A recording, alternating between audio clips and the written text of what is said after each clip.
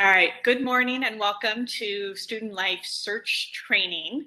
We are recording this training so that those that maybe had a conflict with this time or future members to join search committees will have access to the training.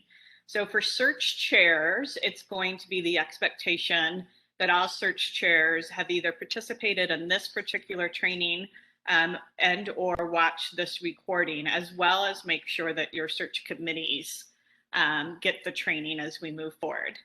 So, as many of you are aware, we have a large number of vacant positions within student life and have been approved by the Chancellor's Office for a little over 20 searches to launch. So there will be a lot of searches over the next several months. So we decided to pull together this training so that everyone has the same information. So this will be a super useful training for hiring managers, for search chairs, for office managers that are help running the logistics behind the searches, so that we and search committee members and those that are participating in the interview process, so that everyone has the same information. So I really appreciate, we have our guest presenter, Peen from Human Resources. And so I'm actually going to initially turn this over. Deanna and Peen are going to co-present information related to search procedures. So Deanna, you want to take it away? Yes, thank you. Good morning, everyone. I hope you're having fun this morning. We won't keep you long. There is a lot of information on the document that I shared yesterday, so I'm not sure if everyone has had a chance to go through it. We will do that today briefly. I want you to know this document is a paper document, so we're transitioning, going back to campus or coming back to campus, as well as HR may be changing other things. I'm going to start off with our unit procedures, and it does entail the HR search process, and then Ping will go over some additional pieces like inappropriate and appropriate questions for the search committees when they're doing the interviews and other things like that. I'm going to share my screen if it will allow me.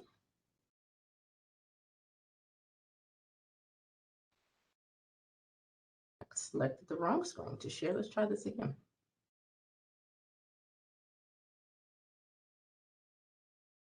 Can everyone see the document that I sent out yesterday, which is the Google Doc? Yes. Perfect. I'm going to go through here. There's a lot of things on here. So I would say we thank you to those that initiated the document. I did add some things in here and create a new Google Doc with it, but I certainly appreciate Sunny and team who did put this together for us.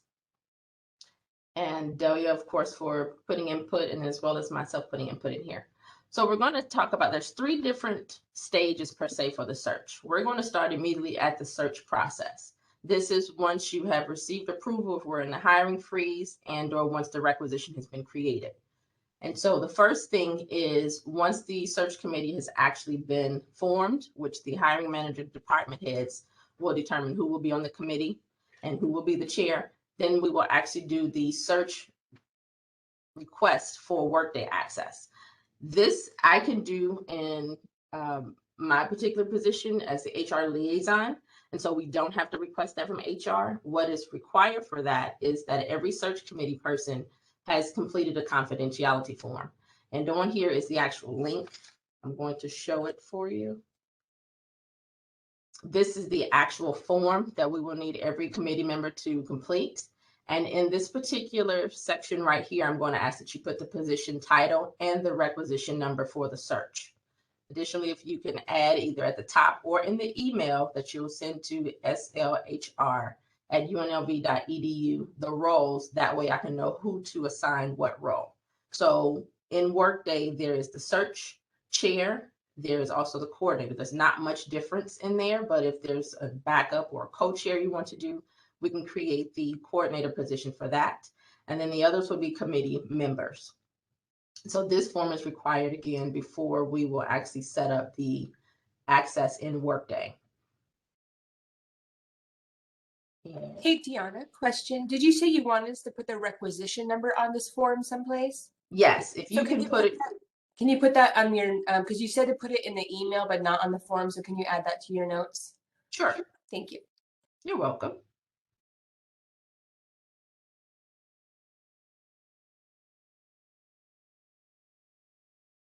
Uh-oh. Let me go back to that.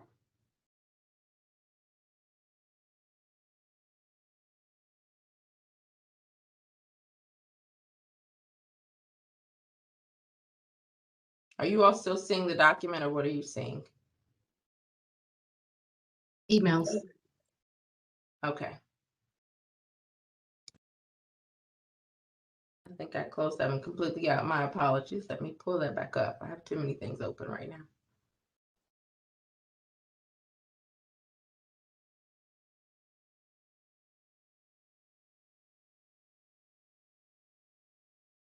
Okay. And continuing on, Shayna, I will add that here for you. Next, we would do the expectations, and that would be between the hiring manager and the search committee. And that at that time, they'll discuss what will be the roles, what are the background information, or the background that the department head or hiring manager is looking for in the candidates. We'll talk about questions and rubrics. This is something that can be done by the search committee with some guidance from the hiring manager or solely from the search committee. That's up to the search chair and the hiring manager what's decided at that time. In addition, there is a website that HR has that has a lot of resources for us to use that has rubrics and other information that can be implemented in the actual search process. And that, let me go to that one as well.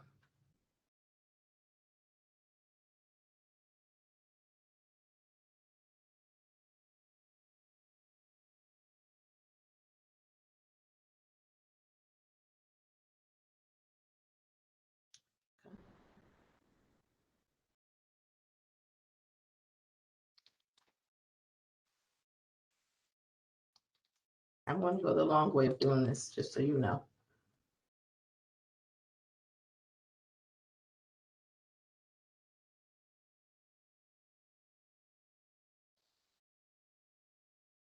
So once you go to Human Resources website, if you go to the menu and scroll to where it says Search Committees, this will give you the full site. It has resources for recruitment, and so that's what we're going to go to for the rubrics and other information. And you'll see here also that it has the recruitment pieces, it has the interviews, and then here are the templates you can use for the rubric. Ping and I did speak yesterday. Previously, it has been practiced to use numerical rubrics. However, there's some discussion in regards to going to a rubric that is met expectations, exceed expectations, and something like that. So there's a little bit of wiggle room regarding the rubrics themselves. Are there any questions about this site? All right, hearing none.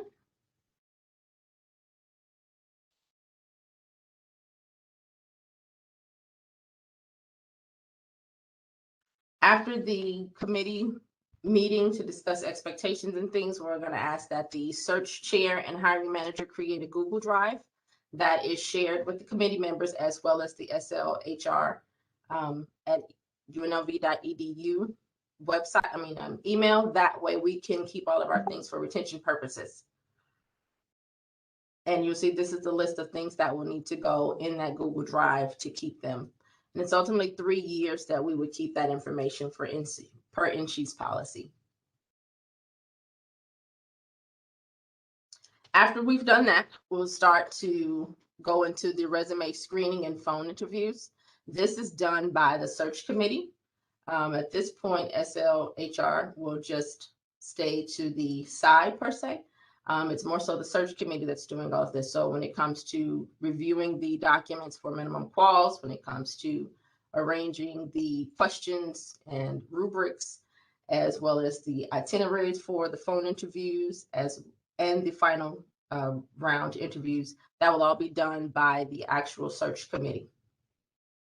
And in this process, once the Workday access is created for the search, the only two people that will have access as far as moving the candidates in the Workday system will be the hiring manager and the HR coordinator, which is myself. And so what will happen is in those beginning stages, the hiring manager will move the candidate forward. Once we get to the final round and it's the interviews, then that's when I will take over with moving the candidate throughout the process. Any questions about that so far?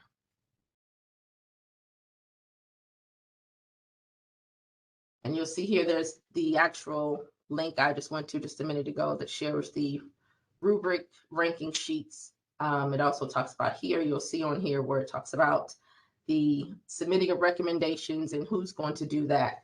One thing I do want to point out in this particular section, if a committee or hiring chair decides not to host phone interviews, they will still need to go through this same process, which is the next section. So you don't have to do interviews for the phone or virtual first rounds, but regardless, you have to do the final round, and that requires EEO approval, which is our next section here.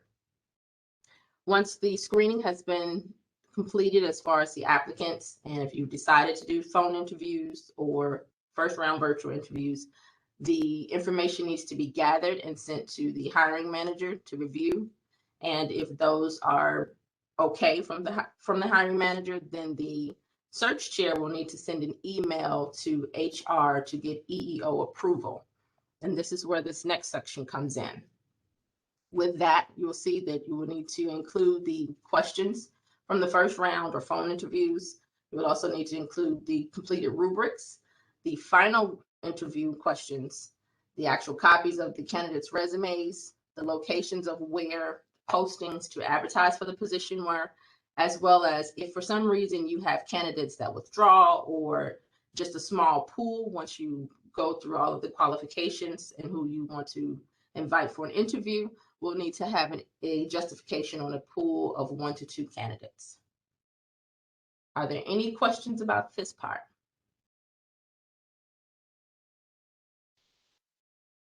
Okay, and I can't see in the chat, so hopefully there's not anything there. I've got a question, Deanna. Yeah. You're sharing your screen, and I don't know if it's my computer or what, but there's the gray box. It's covering most of the a large gray box covering some of the document. I don't know if it's mine or if it's everybody can see that. I have a small box for like the meeting itself. Is everyone seeing a gray box? Yes. Yes. Okay, well, let's figure out what that gray box is. I have no idea.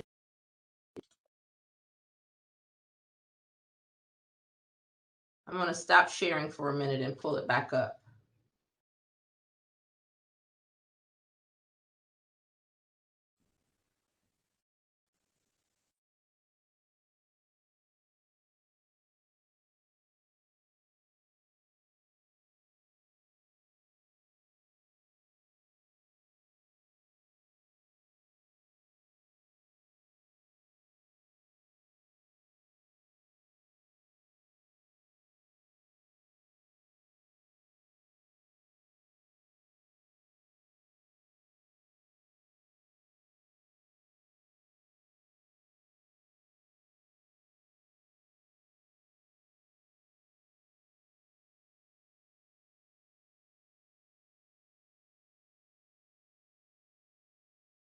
Close some things on my screen as well. Are you all still seeing the gray box?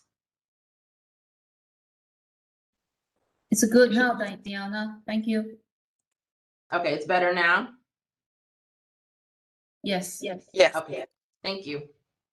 And thanks for sharing that. I apologize, I didn't realize you could see a box. Are there any other questions or things to input here? When we're talking about the EEO approval. Diana, if you don't mind, then maybe I can just, chime in a little Sure. bit about the EEO approval. Sure. The reason we have an EEO approval is that Diana's already mentioned, if you do not want to have a phone interview, just want to have one interview as a final interview will need EO approval. So basically, anytime if you have an interview, after that interview, you're going to make offer to the identified finalists, will need an EO approval. For academic positions, the EO office will review the qualifications and obtain approval from them. For administrative faculties, HR review the request.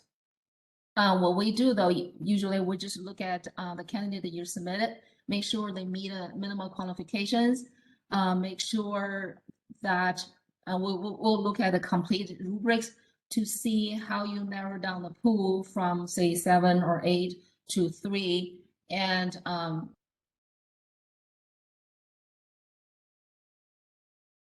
however, if somebody is not rated as a top candidate, we do like you to have a justification, maybe because a person's background in certain software or understand certain trainings really add a lot of value to the role, and that's why you select this person. So we do want you to have a justification for that. Usually the turnaround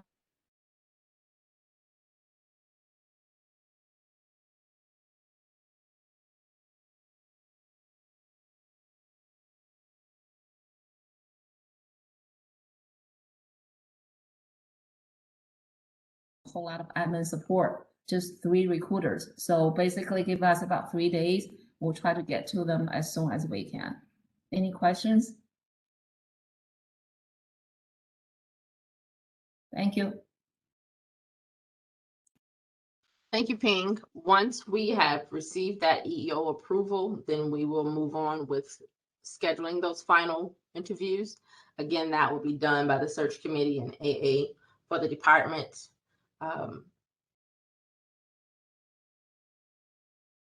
And they can move along from there.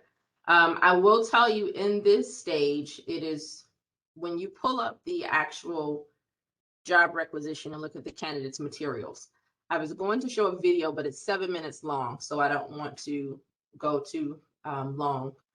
And so I would just send that. But once you pull that up, you'll see there's various stages throughout the requisition process and search process. And so it might sit in the interview stage for some time, because once it goes from interview, once you complete the interview, then there's actually a part where there needs to be some reference checks, and it's a little piece in there. But then there's also a proposed compensation, which goes through and needs approval. One update is at this time, we have had an opportunity to have our process shortened. Previously, we've had to send those things through to the provost's office. Now it will stop at Dr. Fang. So our processes should be going faster. I've already spoke to Summer, and so it should be fairly a quick turnaround. It definitely will not be weeks and weeks like we've had to do before. And it'll just be a matter of figuring out where they are in the process, because once we complete the proposed compensation, and that's done after the candidate completes the disclosure form or questionnaire, then we will continue on and go to the offer process. And at that point, it's up to the hiring manager search chairs if they want to require references to be completed before or after the actual final interview. That is not a requirement, but it is something that's totally up to the committee, the search committee and the hiring manager. In addition, it is not required, but it is strongly encouraged for the references that one of them be the direct supervisor. However, again, that's not required because everyone's positions could be different coming in. Any questions about that?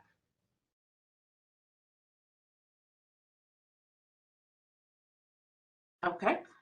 Once we go through, we have the candidate, the search has made their recommendation to the hiring manager. If the hiring manager agrees with that and lets us know who the who the selected candidate will be, we will say that the assistant vice president needs to support that decision as well. So that hiring manager or department head will need to have that conversation with the assistant vice president. And once that has taken place, then we will move forward with the process. and I will actually do the offer to the candidate. That will be after we receive the support of the assistant vice president. And there's also a document or an email that I will send to finalize all the information for the offer.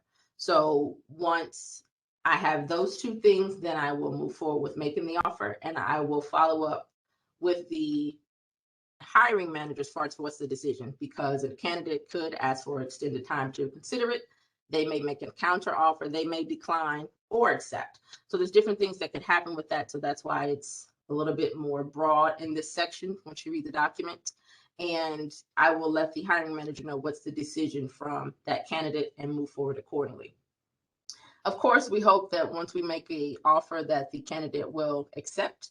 Therefore, we will move forward in the process, and I will complete the other steps.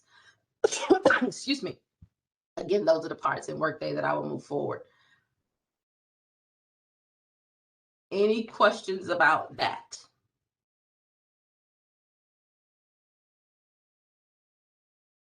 Hearing none, once we have that and the offer has gone well, as well as the written offer has been received, it will then close out the search process in Workday, and it will initiate the hire process.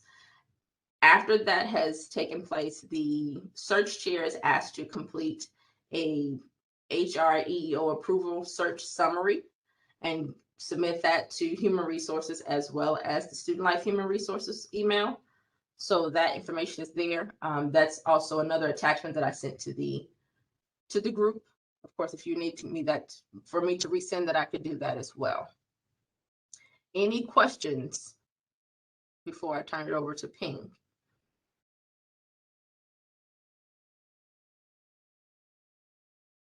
Hearing none, Ping, I'll let you take over from here and I'll stop sharing. All right, well, thank you, Deanna. Earlier my video just started jumping around, so I turned it off. Hopefully you will stay stable. Thank you very much. I also want to thank Sunny for organizing this training. Great work. I really appreciate this initiative and, streamline the process. Seriously, I wish all the departments would do that. It will make the search and the recruitment process so much more effective and smoother. Plus, it's always a good idea to have less trouble with HR. So it's great. Thank you. Deanna has done a great job to cover pretty much all of the HR process for recruitment and the hiring and the offer process. I just want to mention a couple of things about the search. One thing we already talked about it, make sure every search committee member to sign confidentiality. And I also want to talk about what is confidential, so we can all, so the search committee will comply to our guidelines and rules. So I'm going to share my screen for just a couple of slides, and I'll welcome for any questions after I talk about that.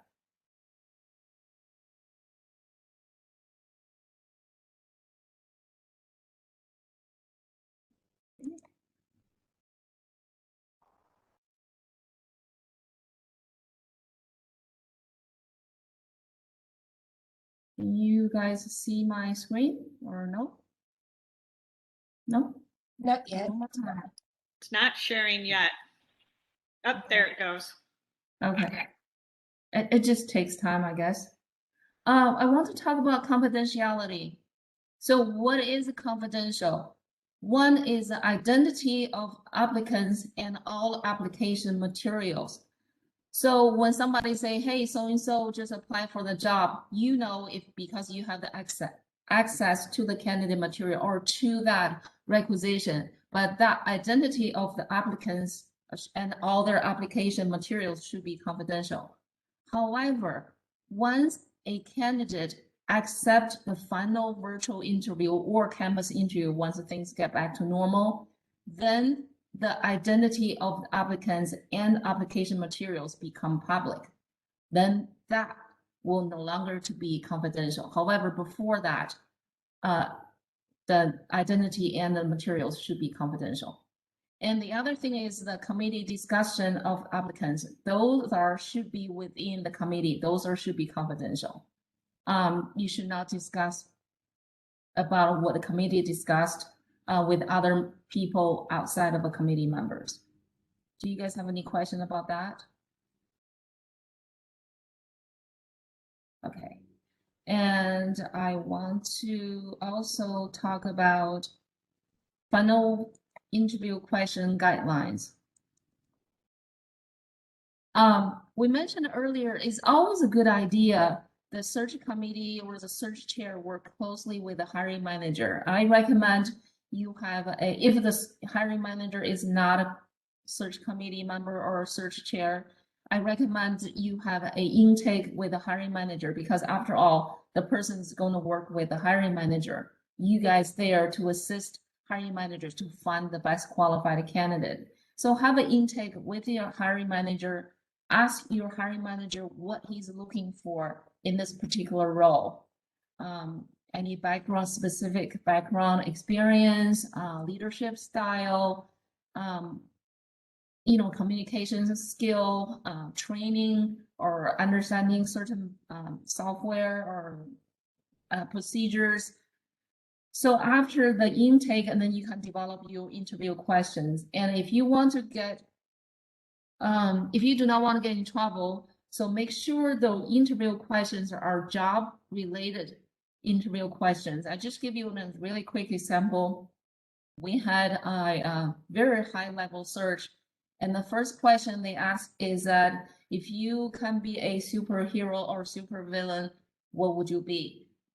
I understand it is kind of a fun interview question, is icebreaker, but that is not good, because a lot of times you have a very smooth recruitment. People get hired, they're happy. However, the ones who did not get selected, they can come back to that and they can say, well, just because I want to be this superhero or that supervillain, whatever. Maybe that's not the case. However, that can open a whole can of worms and cause unnecessary potential challenges. So stick with the job relevant questions, and you have a PDQ, you have a role of responsibilities. Take a look at that and develop interview questions from that. Questions? And I will say the rubric is also the same way. Once you have the rubrics, what you're looking for specifically, and all your search committee members knows what you're looking for. So when you're asking for the interview questions, they know, okay, we're looking at at the end of the day, you're looking for the person can do the job the most, can do the job the best, and that's what you're hoping for. So when you have the interview question and what you're looking for, and if you have this rubric, have the things that everybody knows what you're looking for, so the ratings will be a lot more consistent. Questions? Okay, and I'm going to talk about the protected categories: age, gender, sex, citizenship, national origin, disability, race, color, religions. These are the protected categories. However, you can ask for, like a visa sponsorship. You don't ask, say, hey, are you American citizen? We do have an EO statement. We say, are you legally authorized to work in the United States? And you can ask that question. Questions from the group? No? Okay, I know we have a pretty tight schedule, and Deanna is there. I'm here if you do have questions. We do prefer you reach out to Deanna, because a lot of questions Deanna can answer. However, I'm open, especially for search chairs. If you do need to reach out to me, I'm more than happy to help and answer any question that you have. Thank you very much for inviting me. I have a question. Okay. So in terms of this last comment that you just made, right? I'm assuming is that a question that gets asked when candidates are applying for the position? So should we assume that question has already been asked in terms of whether they are or not legally authorized to work in the US? No, we haven't. I mean, we do have questions when they apply for the job, but we did not have that question there. So if you do want to ask that question, probably at a phone interview stage, I would say. Did I answer your question? You did answer my question, but okay. Thanks for answering my question. Yeah, unfortunately, we don't. We're looking at to add that into our questionnaire when candidate apply, and that way it will be so much easier, and nobody will get in trouble. However, we work with NSHE, so a lot of these things need to be configured with the whole NSHE, so it takes time. Any other questions? All right, thank you. I'm gonna stop sharing. And Sunny is all yours. All right, thank you so much, Peen. I appreciate you joining us today. I did let Peen know that once her presentation time was over and people had an opportunity to ask questions, that she was welcome to leave for the rest of the meeting. So I wanted to thank you now for all of your assistance with all of our searches past and future for this process. So thank you very much, Peen. Oh, you're all welcome. And I know I have worked with several hiring managers in the search chair. So yes, please do. And thank you, Deanna. I'm going to leave. If you do have a question, send it to me or via chat later on. I'll be happy to answer. Thank you. All right, thank you. So as Deanna and Peen were presenting, I was thinking that it might be useful if I create a search procedure shared Google Drive, and we'll put all of the documents that we've been emailing out into that, so it'll be easier for people to find them. And then also that way, I know like there was a request to update one of the documents with some additional information that was shared today. Any of those updates, everybody knows you're seeing the most recent updated version of these. And then Deanna, you mentioned a 7-minute video. Maybe we could put that into the shared drive. That way, if people want to access it on their own, they would have access to that. So I will work on getting that done later on today and giving everyone access to a search procedures shared drive. So wanted to cover, and this is in the document that is named Student Life Search Procedures, but some additional expectations in addition to the confidentiality that's already been covered is, as I had shared, we have a lot of searches operating within Student Life, and there's a number of procedures that happen beyond our control that sometimes it can delay a search process. But as we all know, the quicker the search processes move, the less likely it is that we lose our quality candidates. So one of the search expectations will be that staff in Student Life prioritize the search committees and participating in search interview processes. So as we're trying to set up meetings and do interviews, if you're able to rearrange your schedule and move one-on-one meetings around in order to accommodate the ability for search committees to meet in a timely way and move these processes forward, that would be the expectation.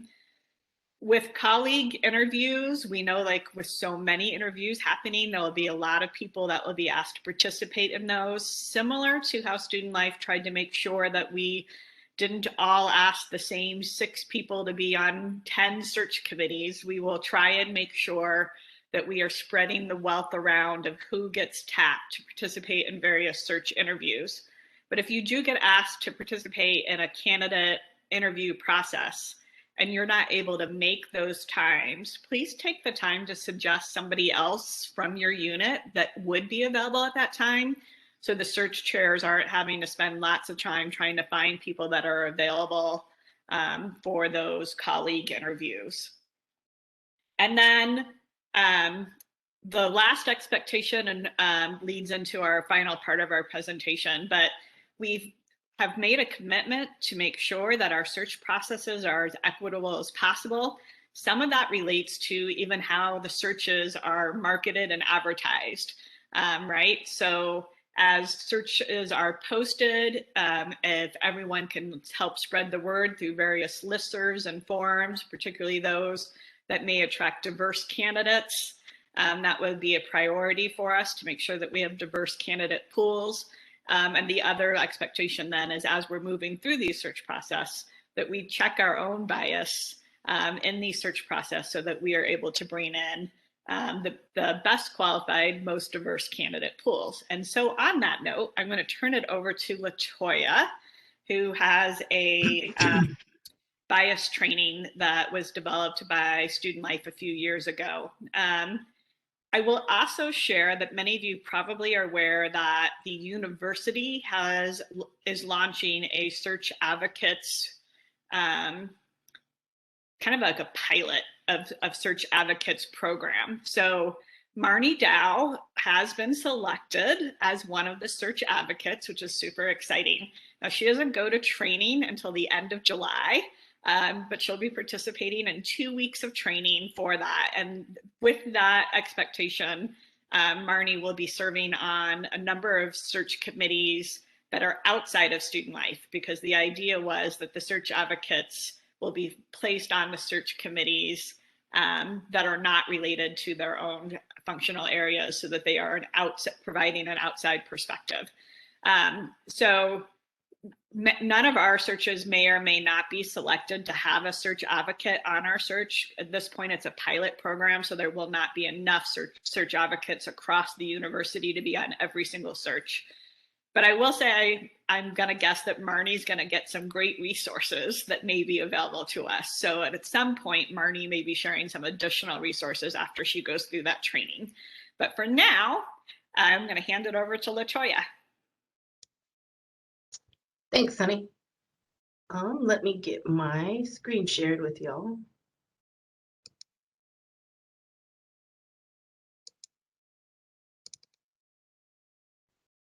Can y'all see it?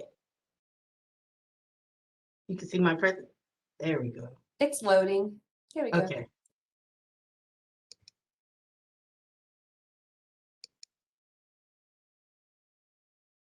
All right. Is it loaded? We're ready? Maybe. Yep, it's ready. Okay, thank you.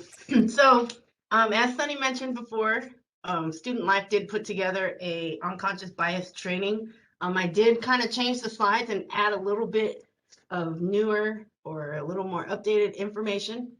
And I think before I get started, I just want to point out that this is definitely one training that will need continuous update, because there's always new information, new journal articles. Different universities are always adding to their search process. So I just wanted to point that out before I get started. And then also introduce myself, because I did notice there are some people in the call that I have never met. So I'm LaToya Burtis. I work at the Campus Rec Center. And June 1 was 7 years. And that's me in a nutshell for right now. And we're going to get right into unconscious bias training. So first, I just want to point out that we receive about 11 million bits of information every second, but only 40 bits of that information is what we can actually process each second. So over 99% of our decision making is actually unconscious. And when I was putting this together, I was thinking to myself, this happens to me all the time. I get in the car and I just go. Like, I need to go the 95 and my car just goes to 215 because I take the 215 to work every day. So prime example of how we make decisions unconsciously often and we don't even know that we're making them. So I also want to point out that as humans, we're all subject to unconscious bias. And so it doesn't matter who you are, what walk of life you come from, we all have unconscious bias. And so I put in here some of the examples that lead us to these biases, whether it's your personal experience, your emotional reactions, your upbringing. I really think media portrayal goes into it a lot, as well as ... So, I mean, you could pick something, and I think it's going to take a play in all of our unconscious bias. Throughout this, I might say unconscious, I might say implicit, but the point of it, either one, they're synonymous, and it's a quick and often inaccurate judgment based on our own experiences or based on limited facts. I think the next bullet is definitely critical, is that it gives individuals or groups either unearned advantages and or unearned disadvantages in the workplace. If we have these internalized expectations and we don't realize it, it truly can blind us, especially to the hiring process as well as the recruitment process. So whether we're looking at an applicant's talents, what motivated them to come, what skills and knowledge. These are all things we need to consider when we're making a judgment on our candidates. So again, I just want to point out, it is not intentional. And so some of the big ones you'll think of could be gender, race, ethnicity, age, and perceived ability. And so those are ones that quickly come to my mind. That is like, boom, you see it, and unconsciously within 0.3 seconds, you've already made a judgment whether you realize it or not. So 0.3 seconds, I just wanted you to take a look at this picture, because it takes 30 milliseconds to make a first impression. So by the time I read this sentence, you've already made an impression, whether you know it or not, about this image on the left side of your screen. And then if you look at what you could have not thought when you saw that image on the left, this is his job. He is actually a doctor. So characteristics of implicit biases, they're pervasive. They don't align with our declared values or what we think our declared values are. And they often include our implicit beliefs, which are stereotypes, and or our implicit attitudes, which is prejudice. The nice thing is we can work on debiasing ourselves. And again, not saying that this is going to happen overnight, and not saying that this is only going to happen when you are doing a search or interview or whatever the process might be in your department. So I just want to point out that the implicit association test, and you can go online and actually take this test. 76% of participants associate men with careers and women with the idea of family. And 75% of people preferred or showed preference towards white employees over Black employees. And then 70% associate males with science and females with the arts. And 76% have a preference for people without a disability. So I bring this to point out, just because, again, we don't even know it, and I'm not quite sure. Let me look at my next slide. Okay, so what I didn't put in here is, even on the one where it said, let me back up, 75% show preference for white people over Black people. That included over half of the Black people that took this test as well. And so we could go on and on about the intrigueness and the interesting parts of this, but I know we want to get out of here, so I won't go down that road. But this is one I really do want to point out. So we have different types of biases that could come into play, and there's much more than these ones, but these are the ones I kind of wanted to point out. So the first one was, oh man, I like that candidate. They are just like me. I have a connection. They would fit into our culture. That would be known as an affinity bias. The next one is, you know, you look at their resume, or they introduce themselves, and something about their name or where they're from or what school they graduated from gives you that initial opinion. So that would be a confirmation bias. The next one is, maybe they do something or say something that seems to you unusual, and you're just trying to make sense of, like, what was that?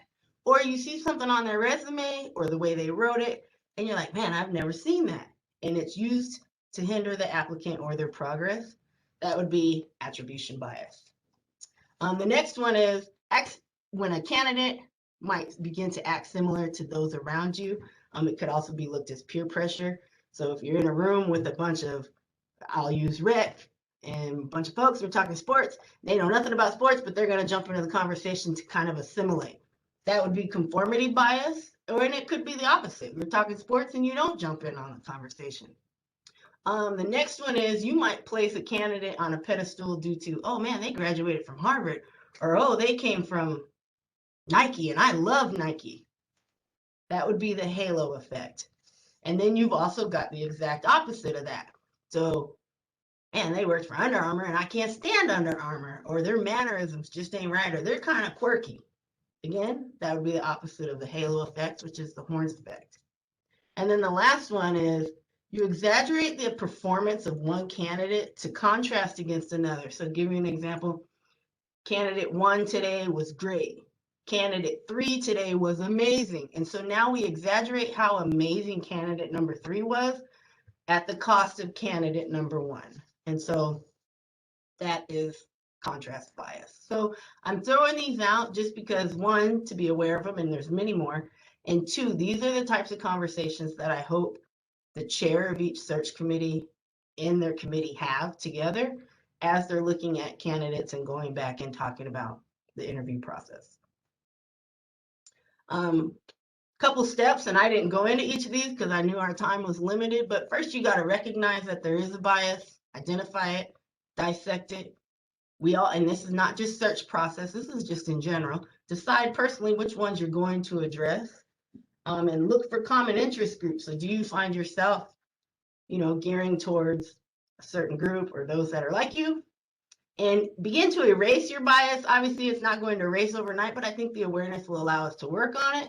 And then be mindful of bias kickback. So this idea that if you go so far to one extreme, I don't know how to explain it right now, and I feel like I'm in crunch time, but y'all get it. It could kick back on you. So you got to find balance.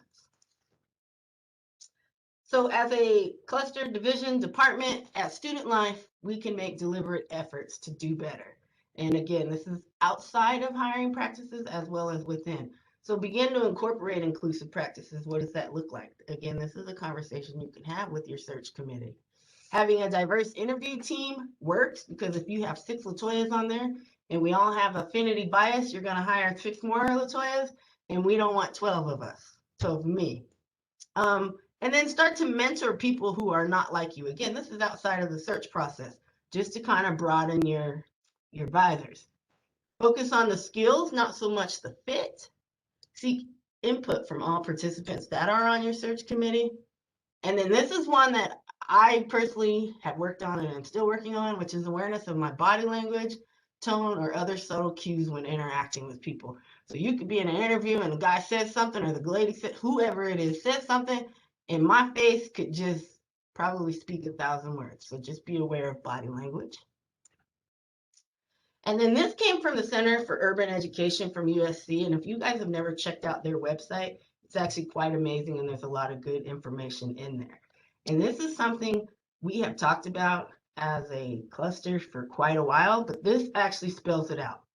So the ideal of merit is the quality of being particularly good or worthy. So maybe institutional prestige, one's degrees, their connections, their experiences. Then you've got fit. So fit is a suitable quality or standard, or the fact that they reflect our backgrounds, our collegiality, and our shared interests. So I'm not going to read all of these, but I'm just going to point out like the first one just to show the correlation. So merit would be this candidate has experience teaching racial and ethnic studies, whereas fit would be this candidate reflects our students' racial and ethnic identity. And so as you go down, those correlate. But what I want to point out is there are pros and cons for each of those. With merit, underrepresented groups have inequitable access and they're disproportionately impacted. So if you're looking at a resume or a candidate specifically based on their experience, their expertise, and their education, you could be putting somebody at a disadvantage because they didn't have equal access to begin with. On the other side of this, you've got fit. That too could be a disadvantage because, again, now you've hired 6 more Latoyas instead of everyone but Latoya. So next, I just put together a couple search committee tips. So the first one is to remember that we all have implicit bias and we just need to start out with a little bit of self-awareness. The second one is to know that we all are most likely to favor people who are like us. The next one is do not make assumptions about individuals. Be aware of your body language and verbal language. Try to base your decisions on facts rather than gut instincts. And I think Ping was kind of bringing this up when she was speaking also. You need someone who is proficient in Word, Excel, Adobe Illustrator, and Workday. And instead of writing on your sheet, this candidate has no experience in da-da-da-da-da-da, we might end up having somebody write, well, it's just not a good fit. I just don't think they'll do too well here. And those are the kind of comments that we have to get away from. They won't do well here as demonstrated by, or as a lack of demonstration of ... And then lastly, what I really am hoping is that your search committee can discuss bias amongst yourself.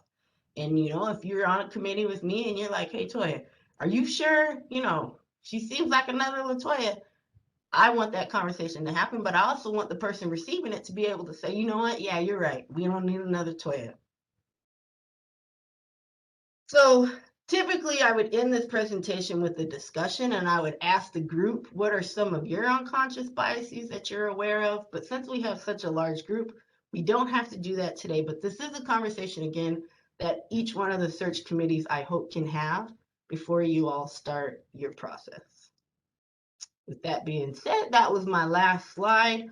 I've got some references here for y'all. I actually probably could have made this presentation 30 slides longer because there's so much great information out there. So maybe one day we'll get to do a implicit bias 2.0 training. Sunny, it's all you. Thank you so much, LaToya. I love your updated version of the bias training. As LaToya said, like, it is our expectation that search committees have their own conversation about bias, not just in the beginning, which is good to set expectations, but throughout that search process, that the way search committees are facilitated allows for people to kind of say, hey, we need to check our bias around this before we move forward. So I saw in chat that Deanna said that she had sent out already created a Google Drive. I will say I did check my email, Deanna, and I didn't see access to it yet. So, but Deanna, if you wanted to talk a little bit more about the Google Drive and what will be in there, I'll hand it back to you. Sure. For now, I will include the procedure sheet. There will also be the video that I talked about that will show search committees how to go and access the requisition with the candidate information.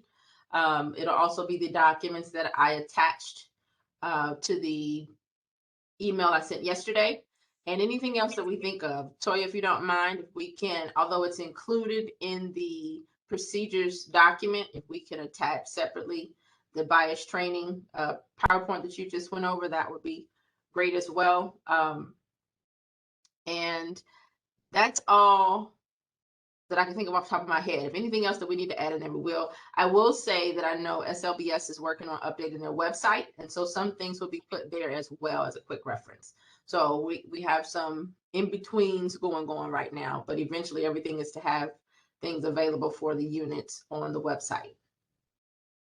Fabulous news. Okay, any questions for the group before we go? Okay, the other thing I will do is, like I said, this training has been recorded. I will try and upload it into YouTube so it's an easier link for people to share out, but we'll also put that into the shared Google Drive so that search committees can share this training with any members that may have had a conflict with this meeting time. And I also, like I said, a good part of running an equitable and diverse search process is about where your search is shared, like who has information to even know that the position is vacant and apply. So the other thing we may want to try and do is develop a list of places that people can post vacancy announcements, particularly that are free, because of course when you submit your HR form, you have to pre-decide where you're paying for things to be posted. But there's also other opportunities to kind of just send information out about searches and increase the applicant pool. So we'll try and provide some of those resources for search committees as well in that shared drive. All right, well, everyone, thank you so much for joining us on this Thursday morning. And if you have more questions, I know that Peen said that she would be available, but Deanna is definitely our first resource related to search processes and student life. All right, thanks everyone. Have a good day. Thank you, Sunny. Thank you, everyone.